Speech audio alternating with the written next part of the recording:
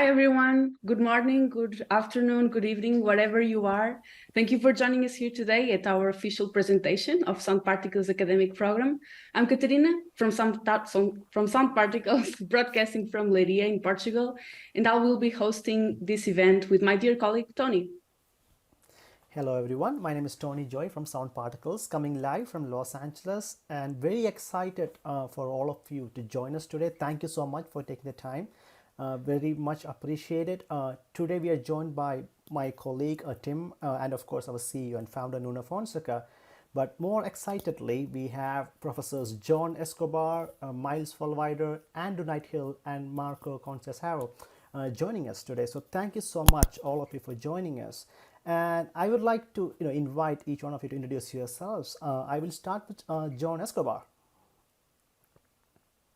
Thank you, Tony, and thank you everybody at Sound Particles for the invitation. This is really great. So my name is John Escobar. I'm an associate professor in the music production and engineering department at Berklee College of Music in Boston. And I specialize not only in immersive audio as part of the course topics that I teach, but also orchestral recording, multi-track recording technologies. I'm by trade a music producer, recording engineer, and mixer. So I sort of cover the gamut between DAWs and studio hardware and technologies. Wonderful. Thank you for joining us. Really appreciate it. And Marco Conceição, can you introduce yourself, please? Hi there. Good morning, good afternoon, good evening to everybody. Thanks to Sound Particles for having me. It's a pleasure. It's been a pleasure for a long time being loving the products from Sound Particles. I'm a professor at a school in Porto. It's called Superior School of Music and Performing Arts. I'm also the president of the school at the moment, so I kind of try to mingle between academic bureaucracy and spatial audio, which is my field of studies. And that's where I specialized in my PhD. So that's pretty much me, I guess. Wonderful. Thank you. That's brilliant. Thank you for joining us. And Miles Fulwider. Hi, everyone. It's great to be here. Thank you to Sound Particles as well. I am an associate professor and the program director for the music technology program at the University of St. Francis in Fort Wayne, Indiana. So I kind of wear two hats as well. I deal with my fair share of academic bureaucracy. But when I'm not doing those things, I'm teaching students, and we have immersive audio. My background in dealing with that, working in multi-channel audio for a number of years, but also try to excite and engage my students in this field as well. So I'm happy to be here. So looking forward to the conversation. Thank you, Miles. Welcome. Our next panelist is having some technical issues, so Andrew Nighthill will be with us shortly. Last but not the least, introduce yourself, please, Nuno Fonseca, our founder and CEO and former professor himself. So, hi everyone, my name is Nuno. I was a former university professor for almost 20 years. I teach computer science in one university, but at the same time, music technology on another. So I always had this one feet in each world. And then a few years ago, I had this crazy idea of actually starting a company of audio software, and that's it. Well, wonderful. So yeah, as some of you might know, we always believed in education here at Sound Particles, mostly because of Nuno's background, and among the staff we have at Sound Particles, most of them are actually former university professors or current active teaching academy members as well. So with that, it's a good segue to asking Nuno, can you tell us about the education program we are about to start at Sound Particles, the background about it, how did it start? Okay, so let me just share the screen for a very quick presentation. Okay, so regarding the academic program, of course, we always have this close relation with the academy. Like Tony was mentioning, myself as a former university professor, a lot of people, a lot of collaborators from Sound Particles actually are former university professors, or they still teach some classes at the university. So of course we have this close connection, because okay, we believe in education, we believe in knowledge, and bringing that to the people will empower them to do much more interesting things. And essentially, what we started to do is, okay, let's have a program with special conditions for students, for teachers, for non-teaching staff, because if sometimes it's not only about the professors, but even people that work in universities and manage the studios and manage all of these audio-related gear and things, and also to the schools, universities, or training facilities. One of the things, of course, Sound Particles began with Sound Particles software. That was our initial software that, of course, it's used by world-class professionals. But since Sound Particles is a completely different paradigm in terms of audio software, it's not like a digital audio workstation or something like that. It's not a plugin either. So it's difficult to compare Sound Particles with other things. So it's a new paradigm shift. So one of the things that we did right from the start was to have Sound Particles free for academic users. Sound Particles will continue to be free for academic users, which means that for students, for professors, for schools that want to use Sound Particles, it's free of charge for all of them. It works with renewable one-year licenses, which means that if a student is enrolled on some university, he can request this academic license. It's going to be valid for 1 year, and then after that year, he can renew if you continue being a student and continue having this 1-year license one after the other. The only limitation with Sound Particles, it's not a technical one, it's simply a matter of, since we are giving this software for free, the only limitation is people cannot use this for commercial projects. Everything else is non-limited, which means that a student will have exactly the same features in Sound Particles like the sound designers of Star Wars or Indiana Jones or something like that. One of the things that we are actually releasing this week is not only Sound Particles, they will continue to be free, but we are now starting to have special discounts for our plugins, because during these years, a lot of people has requested, okay, can we have a special discount because I'm a student, I'm a professor, it's a university.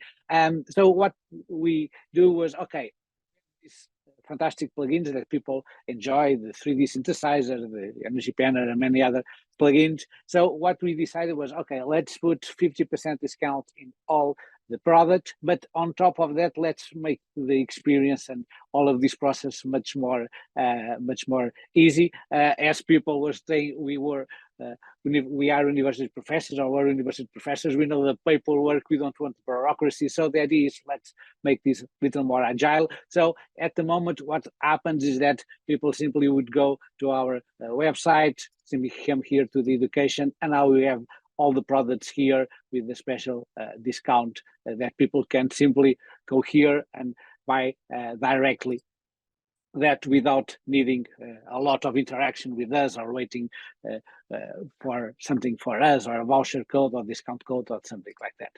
And since people are actually paying for these plugins, the limitation of commercial use, it's no longer there, which means that you can actually use this and use this on your commercial products that you are doing. Also, one of the things that we do, especially now with the release of Skydust, is that sometimes we have students that really like to create synth presets, or teachers, or non-teaching staff. So what we decided to do is, okay, let's also doing some symbiosis between academia and Sound Particles. So if you like to create synth presets, you can actually, if you are interested in sharing that with the rest of the community that are using Skydust, you can actually send your presets to presets@soundparticles.com, and upon approval, we're going to add them into upcoming versions of Skydust. And in return, the people that created the presets will receive free license of SkyDust or other products. You prefer other products because they already have SkyDust or something like that. So which means that a student can actually go to Sound Particles, get a 1 month trial of SkyDust, create some presets, send to us, and after 1 month they have a free version of SkyDust without actually needing to spend any money besides the artistic endeavor of creating the presets. And also he can slightly help the people to make a name in the industry, because at SkyDust all the presets are identified by the author, the artist that are creating the presets, which means that someone that is a great creator of presets will actually start to be acknowledged by the community as a preset creator and a preset artist. Finally, just a final word regarding ebooks. We have the ebook All You Need to Know About 3D Audio that a lot of people are using it. It's available in 7 languages. Once again, it's something that we believe at Sound Particles is the power of knowledge and education and training. And the idea was, okay, let's create an ebook very easy to read for people that want to get into the spatial audio world, that gives pretty much the basis that you need to in terms of channel-based audio, object-based audio, ambisonics, and binaural. And with this initial knowledge, you are ready to enter this world of spatial audio. We know that this ebook is used in a lot of universities by a lot of professors that use this as the material for their classes. Even a few weeks ago, I was at the ES conference on spatial audio, and even more people giving me the exact feedback. So it's a fantastic resources if you want to share with your students. And there is more ebooks on the way. It's going to take some time, but we're going to add more things on the upcoming months. So this is a very short presentation of the academic program. As always, don't forget to send your feedback. It doesn't matter if you are a student, a professor, send us your feedback regarding our products, regarding even things like the academic program or some activities that you want to recommend. So give us your feedback. We love to get your feedback. And once again, you have here the link, Sound Particles Community Education, for you to share directly that link. Okay, so back to you. Thank you, Nuno. So just to reinforce this, let's face this. So we have a not brand new, like a flagship product, Sound Particles standalone, that's been used in movies like Dune, Star Wars, and Mission Impossible, last one, and all that. And not only are students and teachers and institutions getting it for free, we are making a conscious effort to make the purchase process simple for you, even for that free product. So with that, I want to open it up to the panel and have Katrina take over. So before I do, I see Andrew has joined us. Andrew, welcome. If you wouldn't mind, can you please take a quick minute to introduce yourself to the panelists and to the audience, please? Hello, everyone. I'm so sorry that I was a bit late, but I'm super excited to be here. My name is Andrew Knight-Hill. I'm a professor of music and sound arts at the University of Greenwich in London. And I run the Sound Image Research Centre, where we have some multi-channel studios, everything from 5.1. We've got a brand new 32.4 studio, which we're opening next week, and a big concert hall that we're launching. And I've been a big fan of Sound Particles since it kind of launched in the first instance. And I'm really excited to see how myself and my students can use it and all of the new tools in the new studios that we have coming up. Wonderful, thank you, and so excited you could join us. Katrina, would you like to open up the table? Yeah, thank you, Tony, thank you, Andrew, thank you, Nuno. Starting with John, if you don't mind. How do you envision spatial audio evolving in the coming years, and what potential does it hold for the industry and the academy? So that's a really exciting question, because as Andrew was just sort of alluding to, we're starting to see spatial audio sort of in all facets of the way that we consume media. So we've got it in live venues. We're starting to see it in live venues. It's becoming more and more accessible on portable devices and well, working well on portable devices. We're starting to see a lot more studio facilities around the world. I know that even just in the last couple of years, really over the summer, like several more studios here in the Boston area have launched with, immersive installations and Atmos builds and things like that. So it really is something that's taking off, because I think we all realize that there are niches in every aspect of the way that we consume media where we can apply spatial audio and spatial audio technologies, simply because, as I tell my students, we're at a moment with spatial audio where audio gives us the capability to deliver, sort of be the forefront in the emotional drive of storytelling, right? Whereas, for instance, especially thinking about audio and video has always been sort of the thing that informs, and the audio is sort of like filling in the background. Well, now we can actually lead the video by how we're using the audio. So I think that's quite an exciting thing, and that's oftentimes how I try and get my students really jazzed up and excited about the possibilities of spatial audio. Thank you, John, for your perspective. Thank you. Andrew, do you have a different opinion from the London side?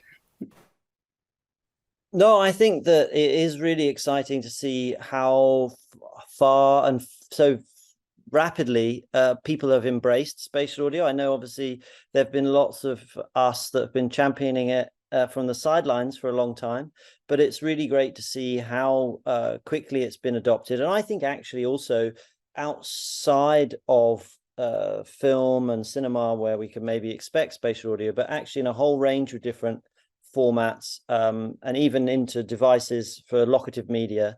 And we can't forget, virtual reality headsets and how much VR relies on the audio to convey that experience and guide people. So I'm really excited. I think it's, from my perspective, I'm more interested about the creative aspects of it. I love the tools, but I love what the tools allow you to do. And I think that's one of the really exciting moments we're in now, that these tools are becoming much more widely accessible, and we have the computing and processing power to deliver spatial audio at a high resolution, which I think is what really is engaging people at the moment, that we can create things with such detail and render them in such a way that it really does capture the real impression of immersivity through sound.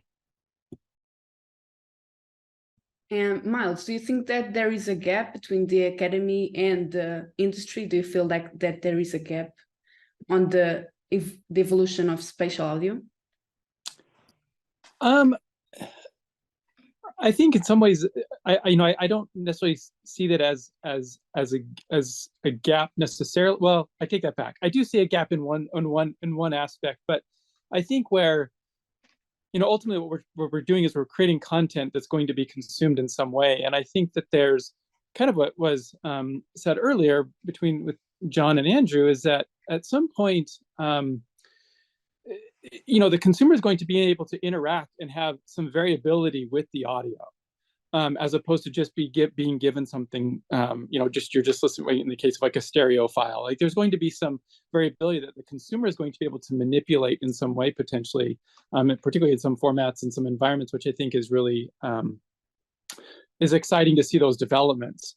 Where I see sometimes the gap between the academic side and the industry side is, all of us know that we so often spend a lot of our time creating content for our classes, and sometimes that the quality of that material is going to be based on the type of students we have at that particular time, or those resources that are readily available. So I feel like sometimes the gap there we're trying to train and expose students to what the workflows and those kinds of things are going to be like, but sometimes we don't have all the resources, meaning, the projects, the assets and things like that can make it challenging, particularly depending on what our various resources and facilities might have available to us.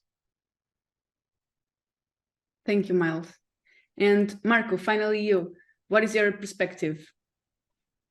I share a lot of thoughts that have been presented here, especially this last one by Miles. I mean, yeah, the resources are tricky because technology moves very fast. It's very hard to keep track of, and budget-wise, it's quite intense.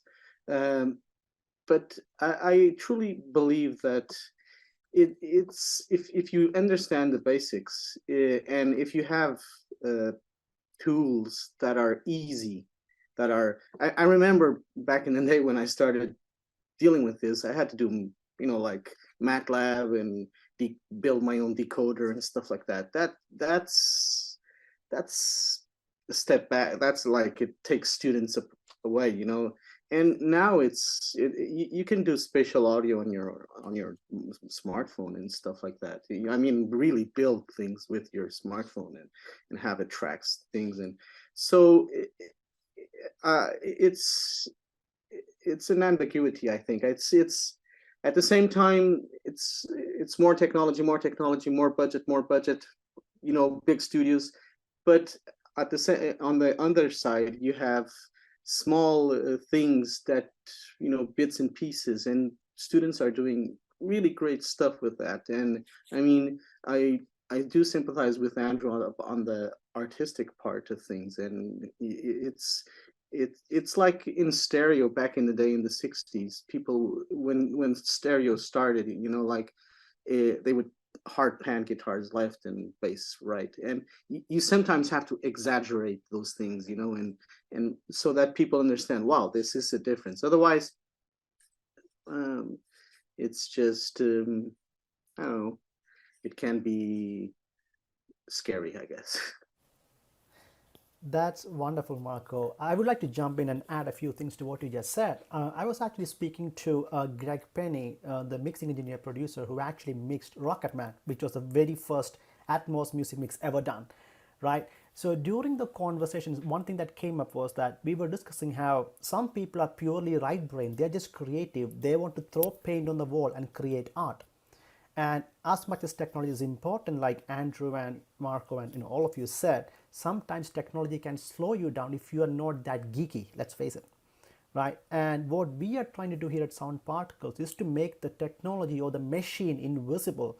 So even if you are purely right-brained, we want you to create art. We want students to create art, no matter if they are heavily right-brained or left-brained. If you are geeky, sure enough, dive in deep into Sound Particles. We have tools for the left-brain heavy people as well, which is also a good segue to the next question I have for everyone on the panel. So one, how do you all feel the industry and academia can democratize spatial audio, right? How do we get more students access to spatial audio tools? As a first step from our side, what we've been doing is, again, if you look at Skydust is a good example, right? It's a spatial synthesizer. If Andrew has 33.3 rooms, we don't have 33 specifically that format, but we do up to 22.2 as a good example. So the synthesizer can work fully in an Atmos room, but at the same time, if a student only has headphones, like these headphones, they can stay in binaural and go into spatial and start composing for spatial without any limitations. So we are trying to lower the barrier of entry into spatial audio. How do you guys think we can together, the industry and academia, democratize spatial audio even more? I will start with Andrew. Well, I feel like one of the big things that we could do is to demystify it. I think at first is to show people that it's not something scary, and to get away, as you said, from the deep technology. If you want to talk about spherical harmonics and ambisonic, higher order ambisonics, then that's one thing, but also you can just pick up and go. And I think that one of the great things is that accessibility. And I think that in universities we have the headspace to explore and experiment with some of these ideas and have more latitude to try things out, which maybe in the industry they have to hit the ground running. There's a project, it has to be delivered, and there's a big pressure there. So I think there is a really interesting dialogue to be had there between universities and the industry on allowing people to step back and sometimes reflect on their practice. And I shamelessly will do a mention of my book that's going to come out in a few months, which is called The Art of Sound. And I interviewed lots of Hollywood sound designers, including Randy Tom, Paula Fairfield, and we spoke about their practices. And we also talked to academic sound designers and composers to talk about their practices. And by comparing the two, we managed to kind of create these exchanges across. And I think those conversations about you might be working on a film and I might be working on an immersive theatre experience for audiences in a forest somewhere, but actually there are some things that we can share about that working practice through shared tools, through shared underlying aesthetic drivers that at the end of the day, we're all there about trying to encapsulate these kind of immersive experiences to transport the listener. And I think that's a great opportunity that I hope will build and build and build over the coming years. I love that idea. We do need to democratize not only technology, but also the knowledge that all these professionals have. So thank you for doing all that. Miles, would you like to add to that? Yeah, so I think those are great points. I think the only thing that the area that I try to really focus on with students is, and I'm asked that a lot, and particularly even like in the case of some like high school programming and things like that we've been involved in, is the beauty in all of this is that you have a spatial experience in headphones, and that is the power in all of this. And so we can is that the same as a large Atmos or higher order ambisonic environment? It's a different experience, but there's still spatial cues, and that is an experience. And I think that for me, that's just the best tool in trying to democratize, to give it, making it simple for people to be able to explore it a little bit. And then at that point, then they can kind of make those decisions as far as how much deeper they want to go. Maybe they do just want to be a user and understand the workflows. Other people are going to want to get under the hood and they'll have the what ifs. What if I could do this? And then they want to get a little deeper in that. And so for me, I'm always just kind of, my big soapbox is just like, you can do this in headphones, and let's show you how to do it in the most simplest way possible, so you can experience that and have those, that type of sensation. And then the conversations get interesting. And it's, and the beauty in that is not having that they all have to be sitting with me in the sweet spot, et cetera, et cetera. I mean, we could be doing those things now even over Zoom and experiencing some of that. Absolutely. Like Andrew was saying earlier, one thing that came back to my mind is the ebook that Nuno mentioned earlier, right? So the ebook we have, what Nuno has really well done is taking all these complex technologies, and like Andrew was saying earlier, we need to educate more people about, you don't need to be scared about spatial audio. And to Miles's point, one thing people sometimes don't realize is we actually believe so much in spatial over headphones. We have binaural built into all our products, all the plugins, Skydust, Sound Particles too. You could be working on a 916 project over headphones. And binaural is something that we are still researching a lot on, right? So we are invested deeply into making sure students, teachers, everyone and their brother can enjoy spatial even with just headphones. Marco, any thoughts you would like to add to the topic? Oh, I have lots of thoughts on this one. Let's go. I mean, that for me at least, that's the way we should be pushing forward. It has to be binaural. It really has to be binaural, because I mean, today that's how we consume most of our music and everything.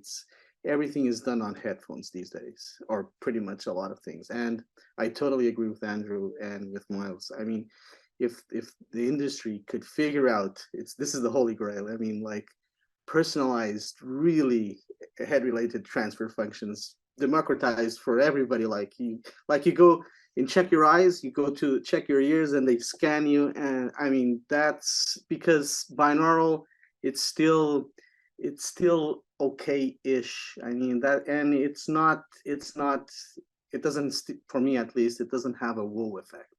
It needs to be the thing. And when we get there, I mean, students, everybody will really appreciate immersive sound in a way that we haven't experienced yet in headphones. And after we do that, curiosity will come, of course, and bigger projects and all that. So that's for me, that's how to push forward, I guess. That's good to hear. John, your thoughts? Well, just to piggyback off of what Marco's saying, I think that really the democratization comes down to not just a distribution of education within academia and the industry, but actually our consumer base, right? Like there isn't very much, I don't know how many times I've had to have, hour-long conversations with, clients I'm working with, potential clients, or just friends, trying to explain to them what this all is and how you do it and what slider they have to flip on their phone and all of that kind of stuff. So I think there's been a bit of a push in the last couple of years by companies trying to sort of inform the public, but I have seen, or I felt like I've noticed a little bit of a decline in that in the last 12 months or so. And I think ultimately what's going to drive innovation from the academic and from the industry side is if there's a demand for it. And so we need to educate the consumer so that they want that kind of content. And right now, I think there's a little bit of a gap there. Right, and the only footnote I want to add to the whole topic is, yes, binaural is going to be very important, but one trend I also see as an engineer myself is that I believe it was Marco who said earlier, when stereo came in, they had to pan it left and right, and same with Atmos, right? When spatial came on, when Atmos, Sony 360, all that came in, there were things flying all around the place because we had to go through that phase, right? Technology had to be showcased, but I personally feel we have now passed that phase and people are starting to create new content, new IP in spatial. From the very first note for music, using instruments like Skydust, right? It's not a mixing engineer's tool anymore. Until maybe a month ago, 2 months ago, it was always, I will write music in stereo or sound design in stereo, then my mixer can spatialize it. Now that has changed because there's tools like, again, synthesizers like Skydust where you can play music, or sound particles too, where the sound designer himself or herself is creating everything in spatial. So I agree with all of you, and John, like you said, that trend is going to mature very well for the benefit of art and artists. Katrina, would you like to jump in? Yeah, actually I have a question for Nuno. You teaching for so many years and now leading a company of spatial audio. What are the key challenges for professors when teaching audio, and what advices would you give to them?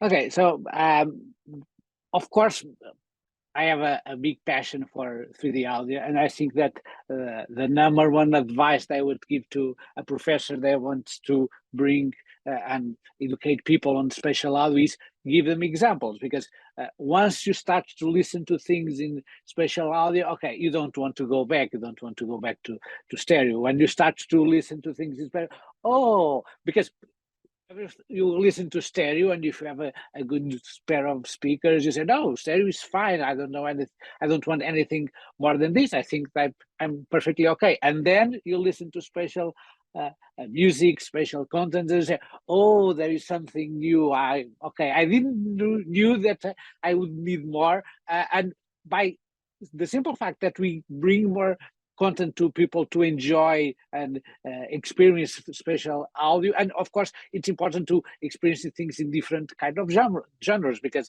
for instance, if I put a class on my class simply putting contemporary music, okay, probably they will not get it. If you put some mainstream music with spatial audio, okay, a few will get much more interesting. So I think that the first thing would be, okay, bring spatial content to the classes, because if people start to listen to this example in spatial audio, we have that experience a lot, especially here on our studio. Sometimes we have people visiting us, and we bring to the studios and we say, okay, let me give you a demo of spatial audio, and people listen to things and you can see the sparkling in their eyes. So definitely that would be one of the things that I think it's important. The second one, of course, is allow them to understand the basics of things.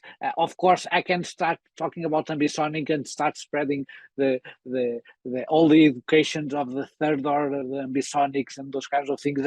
But okay, people will not understand it. Sometimes even when sometimes people are writing books on the topic, they end up being too much math driven, and that's a problem. So we need to make sure that first, it's like elementary school. We not go to the first year of elementary school talking about square roots. No, we're going to start by the basics, and then from that, when people are already understanding what is channel-based audio, what is the concept of binaural, all of those things, then okay, let's see under the hood. Yes, you understand now what is ambisonics. Great. Now you can start looking at the equations if you want. But important is, until you get the basis, it's going to be very difficult for you to go over there. And then bring audiences to the studio and allow them to play and do mistakes and experiment things. And by doing it,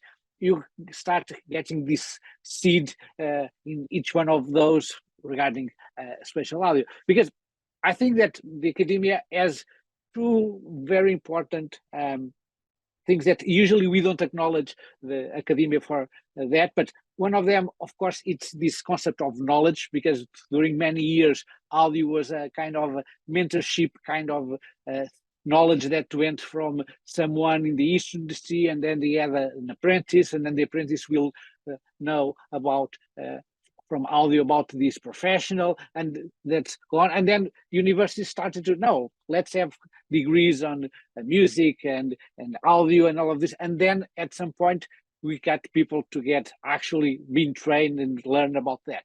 And the second thing that usually academia doesn't have the recognition is that when we look at a studio and we look at the studio, the softwares, the hardwares, all of those things, but this is pretty much the tip of the iceberg, because under the hood there were years and years of research, probably 70 or 80% of that research done on universities, and this is only the tip of the iceberg.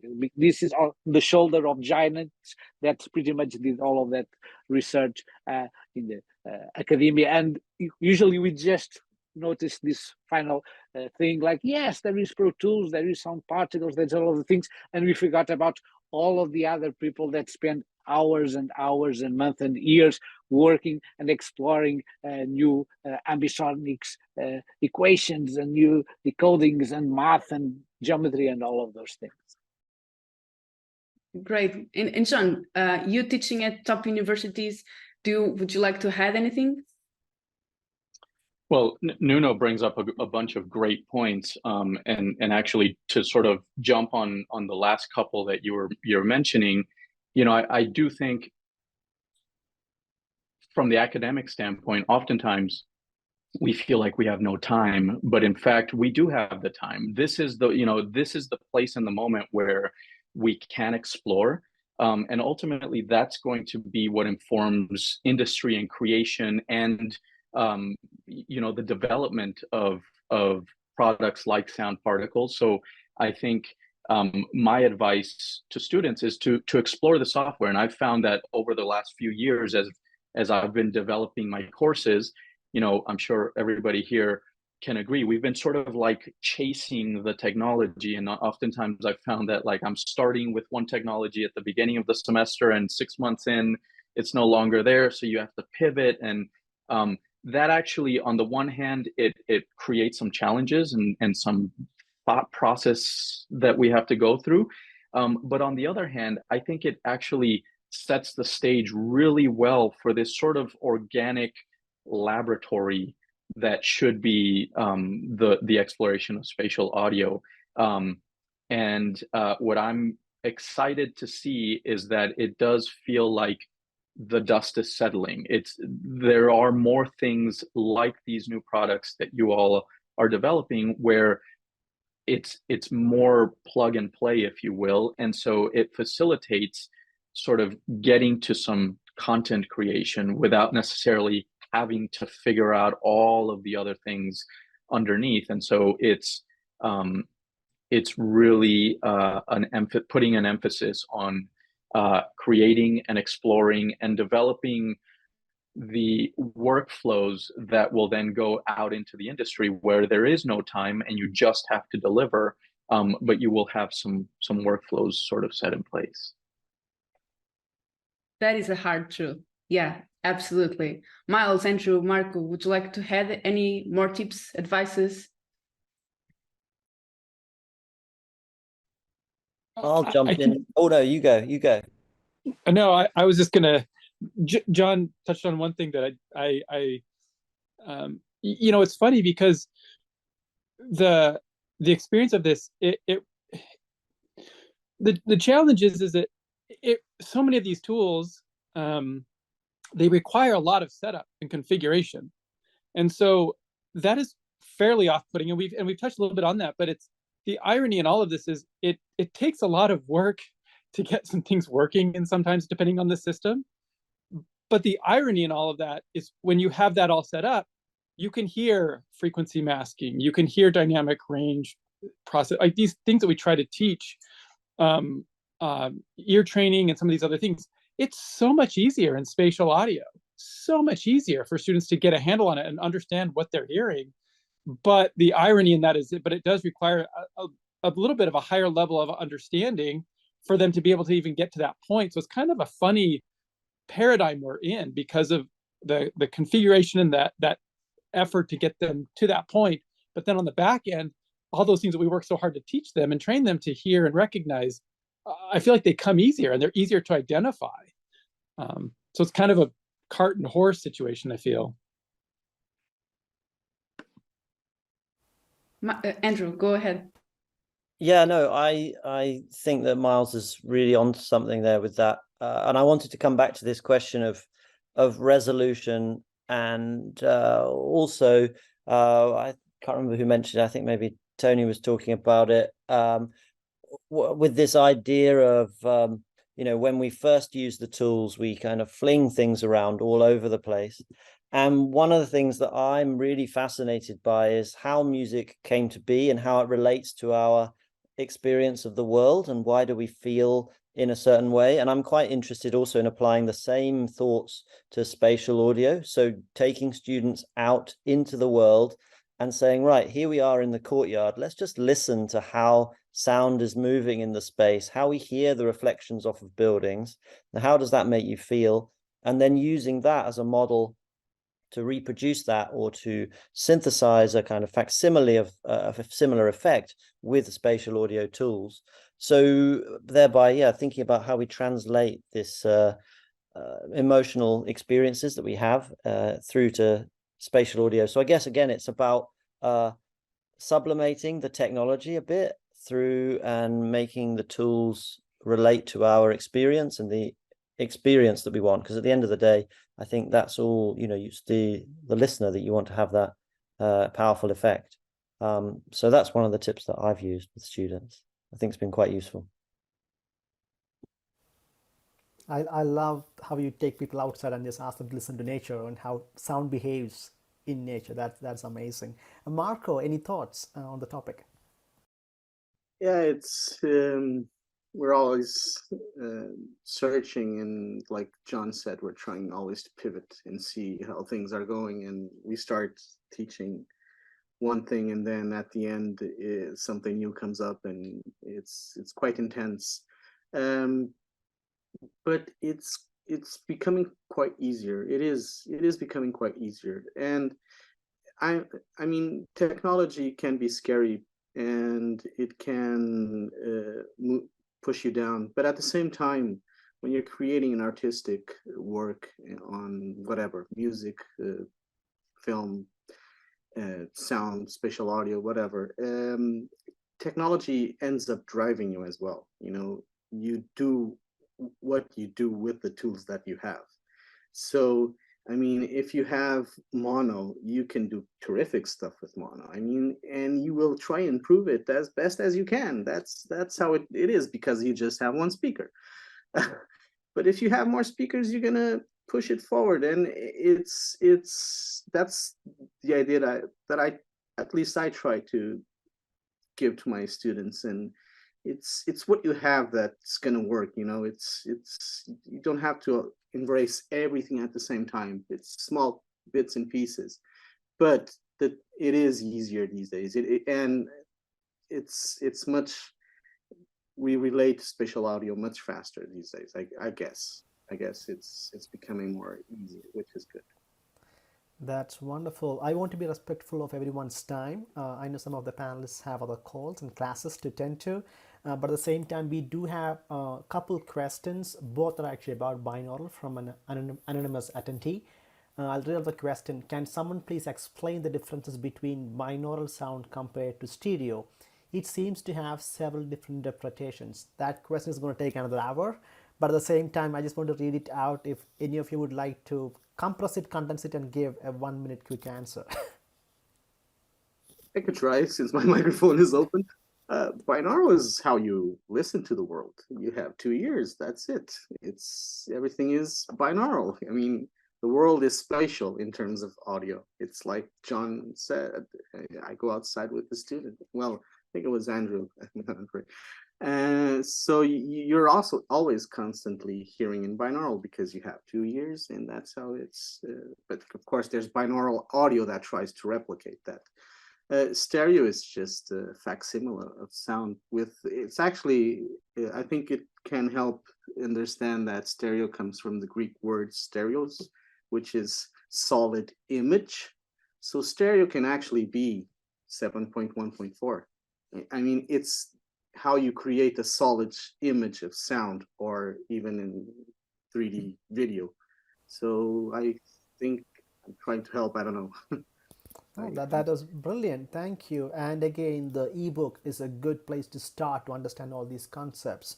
With that, I just want to thank everyone for your time. Before I hand over to Katerina, I just want to personally thank, and on behalf of Sound Particles, John, Marco, Miles, Andrew, thank you so very much for joining us today. And Katerina, any final closing thoughts, or Nuno? Yes, thank you everyone for joining us. It was a pleasure. I want to say something to our attendees. Don't forget to stop by our website, soundparticles.com, and explore the opportunities that our academic program has.